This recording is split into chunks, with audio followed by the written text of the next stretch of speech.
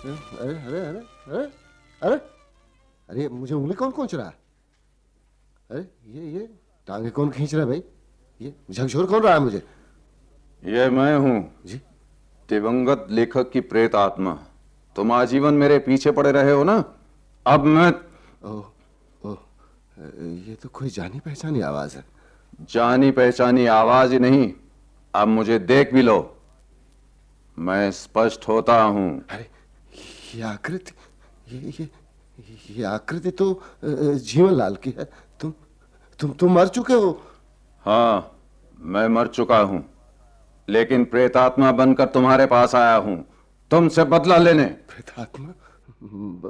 बदला? लेकिन इस समय इतनी रात को, मेरा मतलब, लेकिन क्यों? इसलिए कि आजीवन तुम मेरे पीछे पड़े रहे, मेरे विरुद्ध न जाने क्या क्या लिखते रहे। लेकिन लेखक महोदय, अब लेखक महोदय, वरना आजीवन मुझे लेखक मानने से भी इनकार करते रहे। नहीं नहीं, दरअसल वो तो मैं आपको स्थापित करने के लिए करता रहा। मेरा मतलब, जो वाद विवाद के व्यक्ति होते हैं ना, वे विशिष्ट होते हैं। मैं आपको विशिष्ट बनाना चाहता था। विशिष्ट बनाना चाहते थे, ये कहकर के मैं लेखक ही नहीं हूं। नहीं नहीं, ऐसे सब मेरा मतलब रहा है, आप एक विशिष्ट लेखक हैं, आम लेखकों से हटकर, विशिष्ट शैली के, विशिष्ट विषयों के, विशिष्ट विशिष्ट विशिष्ट मेरा मतलब विशिष्ट विशिष्ट विशिष्टताओं के।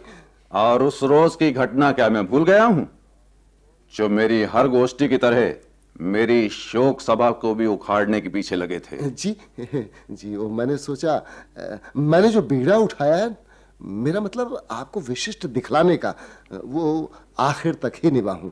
मुझे विशिष्ट दिखलाने का बीड़ा है? क्या मैं उस रोज देख नहीं रहा था? उधर मेरी चिता जल रही थी और इधर मैं प्रेत आत्मा बनकर शोक सभा का दृश्य देख रहा था। मुझे क्या मालूम, हम आलोचक लोग तो लेखक के जीवन के बारे में सूचनाएं ही जमा करने के पीछे लगे रहते हैं। हमें क्या मालूम, उनकी प्रेतात्मा भी होती है और बाद में बदला भी ले सकती है। लेकिन लेकिन उस रोज हाँ, उस रोज।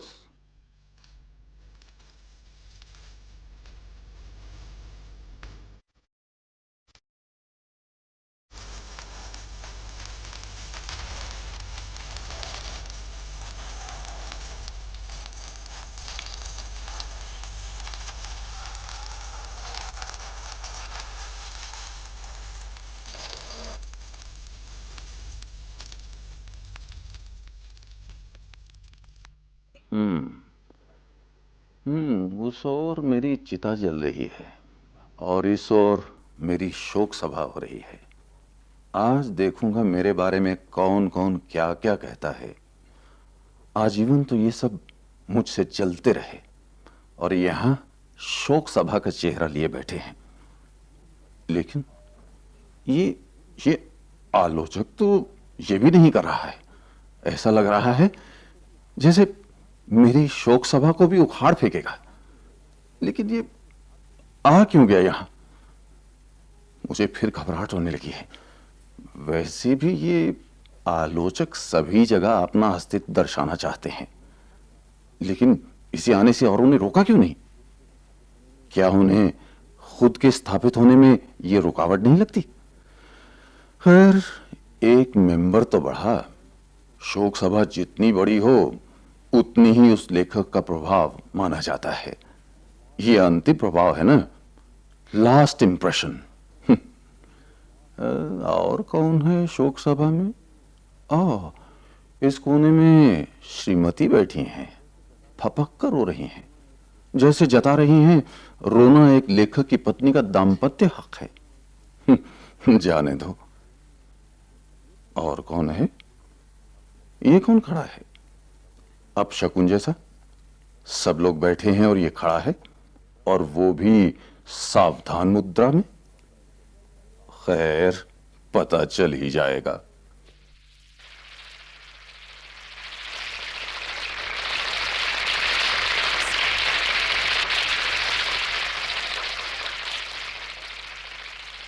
बंधुओं, हमारी बिरादरी के एक लेखक नहीं रहे। बुरी बात है। कृपया कोई मन की बात प्रकट न करे। जैसे कि परंपरा है दिवंगत व्यक्ति के प्रति कुछ शब्द कहने की और 2 मिनट मौन रखने की। क्या हर एक के कुछ शब्द कह लेने के बाद हर एक को 2 मिनट मौन रखना पड़ेगा? नहीं, शोक सभा के अंत में सामूहिक रूप में 2 मिनट का मौन रख लेना काफी होगा। ये हुई ना कोई बात। Time saving. और ये है जो नई परिपाटी डालना चाहते हैं, और वो भी शोक सभा में। रक्षक महोदय, जरा जल्दी निपटाए तो सभी को सुविधा होगा, आपको भी। हाँ भाई साहब, हमारे रास्ते पर की बसों का कोई भरोसा नहीं होता। घर पर भी तो पहुंचना है। हम भी तो भाषण लिखकर नहीं लाए, ये अचानक शोक सभा क्या? तो बंधुओं, एक एक कर आते जाइए और 2-2 मिनट श्रद्धांजलि अर्पित करते जाइए। जरा सुनिए, अगर 2 मिनट से कम बोले तो क्या काम नहीं चलेगा? अब आपके पास शोक सभा में कान में बोलने के लिए क्या है? जो है इस पर बोलिए ना। मैं आशा करता हूं कुछ शब्द बोलने से ज्यादा कोई समय नहीं लेगा। हाँ भाइयों, हमारे बीच से अचानक हमारे लेखक बंधु उठ गए। अचानक से मेरा मतलब अगर वो बताकर भी जाते तो शब्दों में कोई फर्क नहीं पड़ता। सच तो ये था कि कुछ रोज से वे उखड़े उखड़े से थे। ऐसा लग रहा था कि वो आधे दूर तक पहुंच गए हैं। साफ साफ कहिए ना, आपको क्या कहना है? हमारा यार चुप भी। आलोचक हो गए तो क्या शोक सभा में भी टांगे अड़ाने लगे? पता नहीं, शोक सभा में सवाल जवाब नहीं किए जाते। जो कुछ होता है उसे रुआसे गले से स्वीकार कर लिया जाता है। हालांकि ये मेरा निजी विचार नहीं है। उनकी निष्क्रियता से आखिरी उनके अनुयायी भी बोर हो गए थे, जैसे एक पीढ़ी की हत्या कर डाली हो उन्होंने। माफ कीजिए, मैं अपने वक्तव्य पर खेद का प्रकाशन करता हूं, जबकि यही सच है। शोक सभा में ऐसा नहीं होता कि पहले वक्तव्य दे दिए फिर उस पर खेद प्रकाशन कर लिए। भाई, जो कुछ कहना है एक सिरे से कहिए, माफी मांग मांग कर नहीं। मैंने कहा ना, आप चुप रहिए। शोक सभा का मूड खराब कर रहे हैं आप। अगर आपको विरोध ही करना है तो बाद में शोक सभा के विरोध में अपना वक्तव्य किसी पत्रिका में छपा दीजिएगा, जिसमें मैं भी भाग ले सकूंगा। लेकिन अभी तो चुप रहिए। इससे आपको अलग से कुछ छपवाने का श्रेय भी मिलेगा, और लोगों की सहानुभूति भी। क्योंकि मरने के बाद काम हो रहा है ना, इसीलिए। हाँ हाँ, बोले जाओ। हर एक की शोक सभा होती है, मैं देख लूंगा। हाँ, वो जब तक लेखक रहे उस दर्जे के लेखक रहे जिससे आगे कोई दर्जा नहीं होता। उनकी इस तारीफ का संबंध सिर्फ शोक सभा तक है। सीधे सीधे कहिए कि पहले दर्जे के लेखक थे, लेकिन ये बात गलत है। तो बंधुओं, मैं कहूंगा कि वो हर क्षण के लेखक थे, हर कण के लेखक थे। जिस पर गद्य नहीं लिखा जाता उस पर वे पद्य लिखते, जिस पर कविता नहीं लिखी जाती उस पर वे गद्य लिखते, और जिस पर दोनों नहीं लिखे जाते उस पर वे कुछ और लिख मारते। मेरा मतलब लिखते। आप क्या कह रहे हैं? उन्होंने किसी भी नई प्रकार की शैली का आविष्कार नहीं किया। हम उन्हें किसी प्रकार का प्रवर्तक नहीं होने देंगे। लगता है ये दिवंगत के पहले वाचक है। मरहूम के पीछे पढ़ने के लिए पढ़ा होगा, आलोचक है ना। अरे वरना सुना है ये प्रूफ रीडर भी उन्हें पढ़ने से कतराते। अमा यार चुप भी। शोक सभा में व्यक्ति की महत्ता पूरी तरह स्वीकार कर ली जाती है। अगर उसके पास न हो तो भी? हाँ, तो भी उतने समय के लिए स्वीकार कर ली जाती है। अगर शोक सभा में सब वक्ता ये कहें कि दिवंगत के हस्ताक्षर अच्छे थे तो उसे रुआसे गले से स्वीकार करते हैं। अगर दिवंगत को उधारी कर लेने की और उसे न फेरने की बुरी लत हो तो शोक सभा में यह विशिष्टता बन जाती है। अगर दिवंगता लेखिका है तो वक्ता कहेंगे कि आजीवन उनके पति को स्वादिष्ट और पेट भर भोजन नहीं मिला, तो लोग मानने लग जाते हैं कि इसीलिए लेखिका महान और सशक्त लेखिका हो पाई। मुझे मालूम है ये कौन है। ये साहित्य क्षेत्र के उखाड़ तत्व हैं। जब तक लेखक जीवित रहे ये उखाड़ तत्व उनके पीछे हाथ धोकर पड़े रहे। इसकी शिकायत वे अक्सर मुझसे क्या करते थे, जिसे कि मैं मन से स्वीकार किया करता था। अब है कि स्वर्गावस्था में भी ये उनके पीछे पड़े हैं। काश ये भी वही चले जाए। हर स्वर्गीय लेखक, उनके मित्र या विरोधी, शोक सभा में उसके बारे में क्या क्या कहते हैं ये सुनने को उत्सुक रहते हैं। ये सुनने के लिए उनकी प्रेतात्मा शोक सभा में मौजूद रहती है। हो सकता है हमारे दिवंगत लेखक की प्रेतात्मा भी हमारे बीच कहीं मंडरा रही होगी, माफ कीजिए, उपस्थित होगी। लेकिन ये है जो उनके प्रेतात्मा के पीछे पड़े हैं। तो हाँ भाइयों, वे दरवाजे पर लिखते, खिड़की पर लिखते, ससुर की रोबदार मूंछों पर लिखते, दहेज पर एकमात्र मिली साइकिल पर लिखते, साले को न मिलने वाली नौकरी पर लिखते, सलज की नजाकत पर लिखते, वे तकिए पर लिखते, तकिए कलाम पर लिखते, वो हर विषय पर लिखते और इस कदर लिखते कि उनके विषय भी दर्द से करा उठते। जैसे कह रहे हो कि अब की बार निष्ठे तो भैया फिर कभी इस लेखक के हाथ नहीं आएंगे।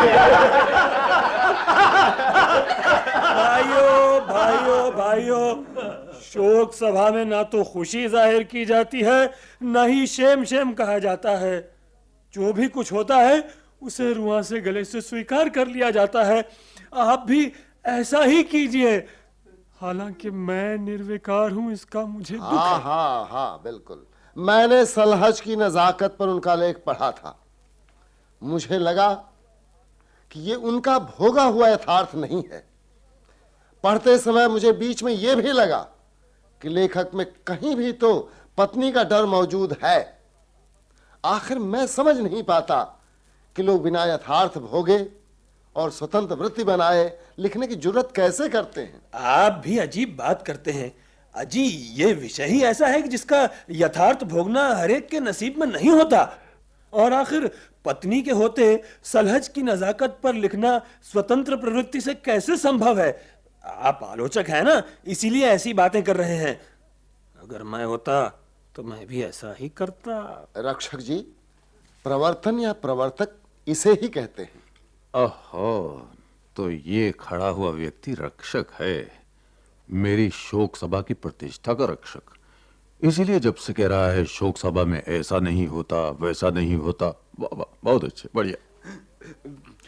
तो भाइयों, उनसे संबंधित एक और घटना मुझे याद आ रही है। अब आप बैठ जाइए, काफी रुआंसे लग रहे हैं। ठीक है, मेरा बैठ जाना ही ठीक है। आखिर बोलना और रोना एक साथ कैसे संभव है, वो भी बिना विषय के। कौन सी घटना सुना रहे थे आप? सिलसिला बता दीजिए तो मैं ही सुना दूं। वही कॉफी हाउस में जो उन्हें सदमा पहुंचाया और वे आखिर तक ठीक नहीं हो पाए थे, खाट से लग गए थे। आप भी तो थे ना उस घटना में? हाँ भाइयों, मरहूम लेखक दिल के बड़े समंदर थे, लेकिन जैसे उन्होंने अपने ही हाथों अपनी जेब में छेद कर लिए हों, या कपड़ों में जेब ही न सिलवाए हों। हाँ, उनकी जेब में कभी फूटी कौड़ी नहीं मिलती, लेकिन वो दूसरों को खिलाने पिलाने के बड़े शौकीन। अपनी जेब में कुछ न रहे, ऑर्डर देने का शौक उन्हें आखिर तक रहा, और जब बिल देने की बारी आए तो अपनी बाथरूम उंगली दिखाकर खसक जाते और किसी तरह मामला निपटा लिया जाता कि लेखक है, कॉफी हाउस में आए बगैर तो रहेगा नहीं। एक बार का वाकया है, ऐसे ही सबको कॉफी पिला के बाथरूम उंगली दिखाकर खसकने लगे तो झट सबने एक साथ खड़े होकर कहा, अब की बार हम बाथरूम जाएंगे। और सच सब बाथरूम चले गए। तब ये थे और कॉफी हाउस का मालिक, और वो अपनी मूंछों पर बल देता और इन्हीं सदमों पर सदमा पहुंचता। यही सदमे जो घर ले आए तो खाट से लग गए, फिर कभी न उठ पाए, और आज हमें इन्हें मरहूम घोषित करना पड़ रहा है, जो कि इतिहास की आवश्यकता है। भाइयों भाइयों, ये कहते हमें बहुत खेद होता है कि अब वो हमारे बीच नहीं रहे। ये बात अलग है कि उनकी दिवंगता से कुछ एक नाखुश नहीं हुए, वैसे इनमें सभी शामिल हैं। इन लोगों का कहना है कि अब कोई उनके घर पर आकर या उन्हें गली में पकड़कर अपनी नई कविता या नया लेख नहीं सुनाएगा। इन लोगों का यह भी कहना है कि जीवन की ये चरमोत्कर्ष की स्थिति वे सहन नहीं कर सकते। अतः लेखक को गली में देख बाढ़ में घिरी छिपकली की तरह भाग खड़े होते हैं। भाइयों भाइयों, ऐसे नहीं। मैंने कहा ना, शोक सभा में न तो खुशी जाहिर की जाती है और न शेम शेम कहा जाता है। हालांकि मैं खुद चाहकर भी हंस नहीं सकता। लेकिन ये लोग नहीं सोचते कि अगर रेस का घोड़ा रेस की रिंग में तेज दौड़ना नहीं छोड़ता, कोल्हू का बैल आग पर पट्टी बांध कोल्हू के गोल घूमना नहीं छोड़ता, तो एक लेखक अपनी धर्मिता से अलग कैसे किया जा सकता है? बिल्कुल नहीं, बिल्कुल नहीं। भाइयों भाइयों, शोक सभा में किसी प्रकार की प्रतिक्रिया जाहिर नहीं की जाती। जो कुछ होता है उसे रुआ से गले से स्वीकार कर लिया जाता है। कृपया आप भी ऐसा ही कीजिए। अब आप भी बैठ जाइए, काफी उत्तेजित से लग रहा है। अगर बीच ही में आप भी फपक कर रो पड़े तो शोक सभा यहीं खत्म कर देनी पड़ेगी। अच्छा भाइयों, अब मैं बैठता हूं। अगर अभी आपके 2 मिनट खत्म नहीं हुए तो इसके लिए मैं क्या कर सकता हूं? हाँ, अब आप बोलिए। हाँ, आप बोलिए। आप बोलने की स्थिति में हैं। जब से देख रहा हूं आप लगातार रो रहे हैं। सुनिए, आपने काफी रो लिया है, अब आप बोलिए। आपको क्या मालूम अभिनय करते समय मुझ पर क्या गुजर रही है। हाँ भाइयों, मैं काफी रो लिया। स्थिति ऐसी थी कि मुझे रोना ही चाहिए था। मुझे क्या, सबों को रोना चाहिए था। लेखक की ये महान था कि उनकी जीवितावस्था में भी लोग रोते रहे। अमा, ये भी क्या लोग हैं। शोक सभा के नाम पर 2 मिनट झूठ नहीं बोल सकते। फंसा हूं मैं, जो रक्षक बनकर गंभीर बनना पड़ रहा है। ये आप क्या बोल रहे हैं? आप होश में हैं या नहीं? जी, अगर मुझसे जानबूझकर कोई गलती हो गई हो तो मुझे क्षमा करें। ऐसा मैं अनजाने में ही कहना चाह रहा था। सुनिए, अब आप भी बैठ जाइए। आपसे वक्तापन संभाला नहीं जा रहा, तो रो लीजिए जरा। हाँ, मुझे और रो ही लेना चाहिए। हाँ, रो लीजिए। दूसरे के लिए जगह खाली कीजिए। आखिर वक्त की नेदाकत को भी समझा होता। सब बोलते ही जा रहे हैं। अमा यार, ये सब क्या हो रहा है? कभी आलोचक बीच में टोकते हैं, कभी श्रोता लोग अपनी प्रतिक्रिया जाहिर करते हैं। मैं कह चुका हूं कि यह स्कूल कॉलेज की वाद विवाद स्पर्धा नहीं है, किसी लेखक की शोक सभा है। इसमें आपको रुआ से गले से कुछ कहना है और सुनना है। अपनी वक्तृत्व कला प्रदर्शित नहीं करनी है, और हम हैं जो लुत्फ भी नहीं उठा पा रहे हैं। अरे भाई, लेखक अपने जीवन में भी विवादास्पद व्यक्ति रहे हैं, अतः उनकी शोक सभा में विवाद उठना स्वाभाविक है। ठीक है, इसके लिए हम एक दूसरी सभा भी आयोजित कर सकते हैं। उसमें सब लोग अपनी अपनी सही राय कहेंगे। हाँ, तो हाँ, ठीक है। अब आप आइए, आप बोलिए। ये घटना अक्सर मुझे बुलबुले के संपादक सुनाया करते थे। दिवंगत लेखक दिल के बड़े फक्कड़ और हरेक को अपना समझने वाले थे। संपादक जी का कहना है कि किसी उर्वरा स्त्री की तरह रचनाएं देते और मेरे कार्यालय में ले आते। कहते, बंधुवर, हमारा तुम्हारा साथ तबका है जब हम और तुम साथ साथ अपनी जवान पड़ोसन को तुम्हारी खिड़की से झांका करते थे और उसके बाप के आने पर साथ कदम से कदम मिलाकर भागा करते थे। लगता है इसी कारण दोनों साहित्य क्षेत्र में पड़े हुए हैं। हाँ भाई, जुदाई तो साहित्य का मूल है ही। ये बात संपादक जी भी कहते। इसी कारण दिवंगत आशु लेखक बने और कहते कि आप संपादक, मैं आशु लेखक। मेरी रचनाओं को छापना आपका परम कर्तव्य है। इन्हें कहीं भी छापिए, फागुन विशेषांक या दीपावली में, क्रिकेट या आरोग्य विशेषांक में, महिला जगत या खेल जगत में, हाशिए में या हाशिए के बाहर, अंतिम पृष्ठ पर या मुख पृष्ठ पर, विज्ञापन के रूप में या लेख के रूप में। आखिर लेखक को छपना ही चाहिए, बगैर छपे वो कैसे रह सकता है? वाह वाह वाह भाई वाह, आखिर वो लिखता ही छपने के लिए है। एक बार ऐसी ही एक रचना वे संपादक जी के पास ले आए। कहने लगे, इसे मैं आपकी भाभी के सहयोग से लिख पाया हूं, ससुराल की ओर की रिश्तेदारी है। संपादक जी कहने लगे कि हर बार की तरह उस रोज भी वे रचना टेबल पर रखकर चल दिए और रात भर मुझे नींद नहीं आई। मैं करवटें लेता रहा। स्नेही जन जब रचनाएं भेजते हैं तो संपादक के यही हाल होते हैं। आखिर संपादक जी को बात सूझी। उन्होंने चालू अंक में वो सामग्री छाप दी और अगले अंक में खेद प्रकाशन कर दिया कि पितृ विशेषांक में छपने वाली सामग्री भूल से पिछले अंक में छप गई है, पाठक लोग क्षमा करें। ऐसे थे दिल के साफ और महान, हर एक को अपना समझ अपनी मनमानी चीज दे देते। मित्रों, मैं कह चुका हूं कि शोक सभा में ना तो अति हर्षित होकर तालियां बजाई जाती हैं, ना गुस्से में उत्तेजित हो शेम शेम ही कहा जाता है। कृपया आप भी ऐसा ही कीजिए। हालांकि ये मेरी निजी राय नहीं है। इस शोक सभा की अंतिम वक्ता दिवंगत की पत्नी जी से कहूंगा कि वे अपने पति के प्रति अंतरंग श्रद्धांजलि अर्पित करें। पत्नी ही पति की अंतरंग मित्र होती है। आइए भाभी जी, आइए भाभी जी, आइए आइए आइए भाभी, आइए भाभी जी। धन्यवाद। हमारे दिवंगत मित्र के प्रति अंतरंग श्रद्धांजलि अर्पित कीजिए। धन्यवाद। वो देखो दिवंगत की पत्नी कितना रो रही है। अम्मा यार, हम भी तो रोए हैं, वो नहीं देखा तुमने?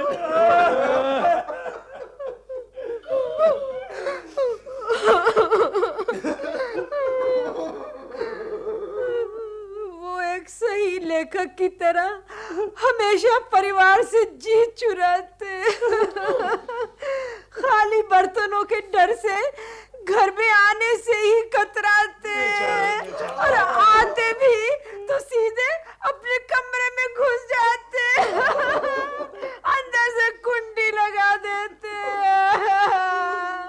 मैं लाख आवाज देती तब भी दरवाजा नहीं खोलते, और जब मैं खाली बर्तन उनके कमरे के पास ले जाकर बजाती तो बिना दरवाजा खोले अंदर से ही कहते,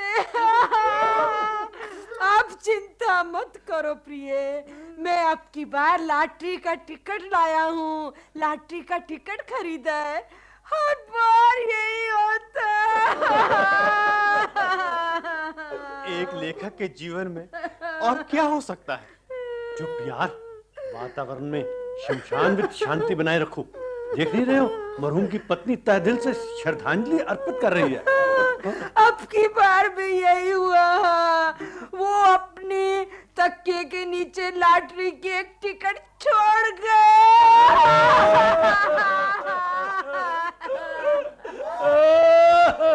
शांति शांति भाइयों, अब मैं सबों से निवेदन करूंगा कि लॉटरी खुलने के लिए दुआ की खातिर सब लोग अपने अपने हाथ ऊपर उठाएं। या अल्लाह, लग जाए लॉटरी, लग जाए लॉटरी।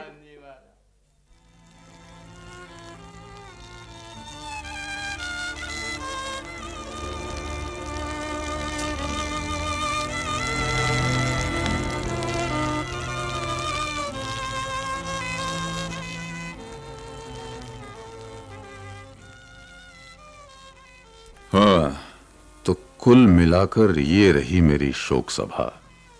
लेकिन ये आलोचक, ये तो अपने हाथ भी ऊपर उठाए नहीं है।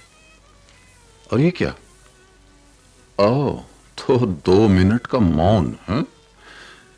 लेकिन इसमें तो कोई भी ईमानदारी से खड़ा नहीं है। और ये आलोचक फिर सबों को देख लूंगा कि रट लगाए हुए है, और ये रक्षक चंदा उगाने की फिक्र में है, और बाकी मेरी शोक सभा को कवि गोष्ठी में परिवर्तित करने की जोड़तोड़ में है। और मेरी पत्नी लेखक पति की उपादेयता पर सोच रही है।